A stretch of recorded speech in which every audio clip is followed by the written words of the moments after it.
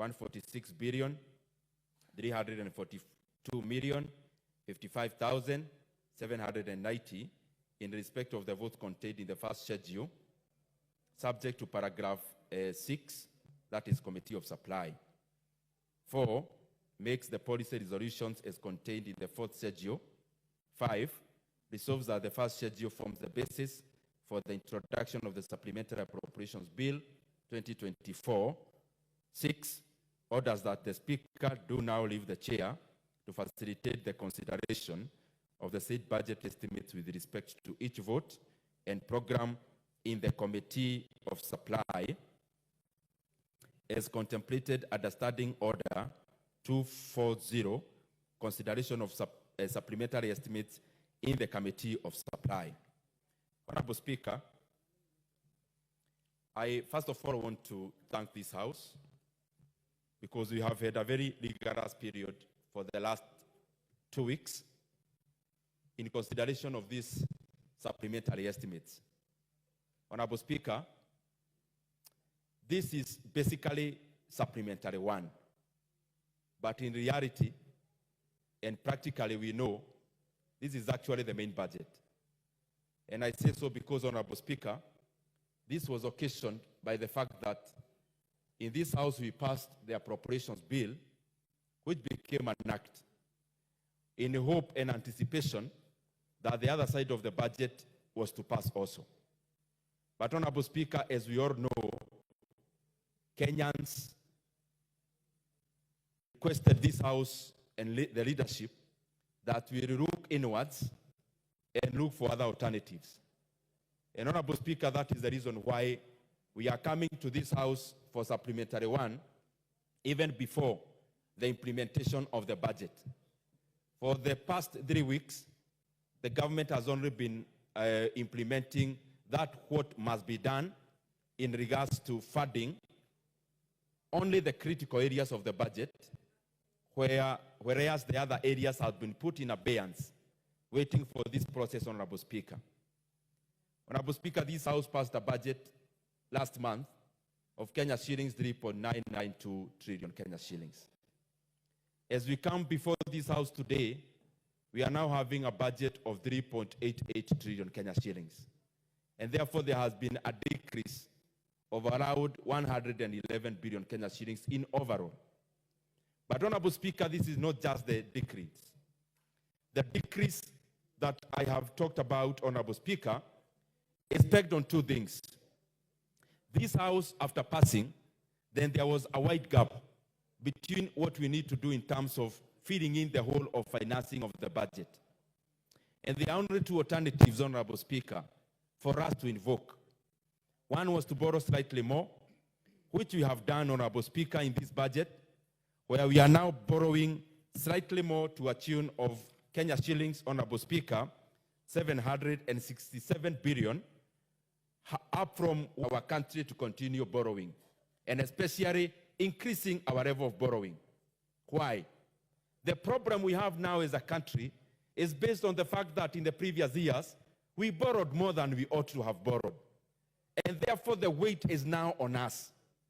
Honorable Speaker, I was just talking to Honorable Marianne Keitani just here, and she's actually very mad by the fact that some of the expenditure lines the Departmental Committee on Trade were considering, they felt they ought not to have been cut. But, Honorable Speaker, this is the situation, and I am glad my sister, Honorable Marianne, is listening. This is how it is. And I actually conversed also with the chair of trade. I had seen him here today, this morning.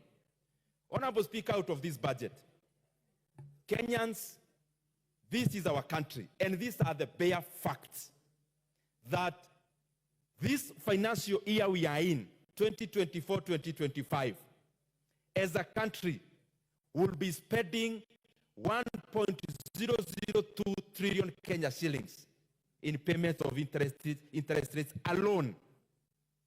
Interest rates in incurred out of domestic borrowing and also foreign borrowing will be spending over 1 trillion Kenya shillings precisely. I think 1.002 trillion Kenya shillings. And therefore, Honorable Speaker, we may come here and read a budget of 3.88 trillion Kenya shillings as we are doing today. But the fact of the matter, even before we finish reading, we are already paying interest rates of 1 trillion Kenya shillings. Honorable Speaker, the monies that we pay in terms of our obligations to the civil servants who have retired, Honorable Speaker, in regards to pensions, we are talking about over 200 billion Kenya shillings. And therefore, Honorable Speaker, even before we start negotiating about which projects to be done, 1.2 trillion Kenya shillings is off the table. Honorable Speaker, we have had also to do something unprecedented, which I'll mention later. But out of that budget, Kenya shillings, 380 billion Kenya shillings is equitable share. And therefore, Honorable Speaker, if we do the math, we see what remains. But even more surprising, Honorable Speaker, you know, when we talk about debt service, it is not just a component of interest rate. It is also a component of also the principal. The entire expenditure in debts, Honorable Speaker, is Kenya shillings 1.8 trillion. And therefore, Honorable Speaker, what you've been doing for the past 1 year, out of 100 shillings collected by Kenya Revenue Authority, Honorable Speaker, 61 shillings has been going into debt service. And therefore, we are left now to grapple on what to do with the remaining 39 shillings. And that is the reality of the matter. Whoever is on the driving seat, Honorable Speaker, whoever is in the National Treasury, whoever is in which other position, those are the grim realities.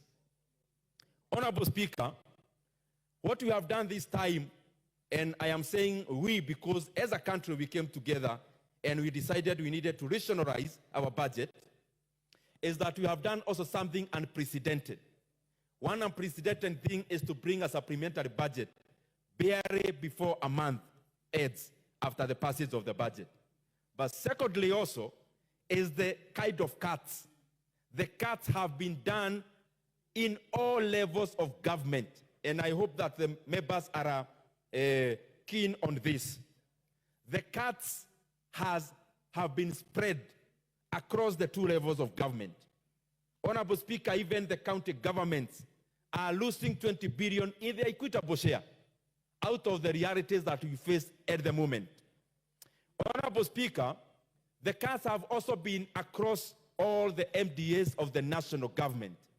And I want to assure the Kenyan people, we have cut all the flesh. What remains now is only the bone. Maybe in some areas, even the bones have been cut also.